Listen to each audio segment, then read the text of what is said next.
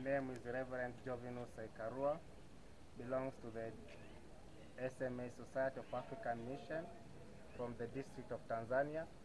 Currently present here in Tanzania after accomplishing my studies in Nairobi. I started my SMA formation in 2016 when I joined Propaditic year at Mbubu Parish. After finishing my Propaditic year, I joined the SMA House of Formation at Langata while doing my philosophical studies at Consolata Institute of Philosophy. After finishing my philosophical studies in 2019, I joined the SMA International Spiritual Year in Benin, Calavi. I was there for a year and I finished 2020.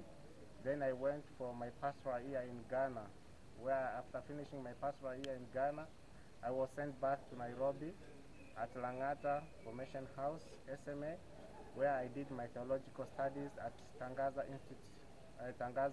University.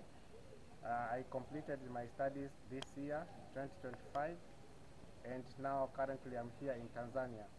I would like to invite all young people, young men who would like to be missionaries to join the SMA and to preach the gospel of Christ from the bottom of their hearts. God is good, and asanteni sana.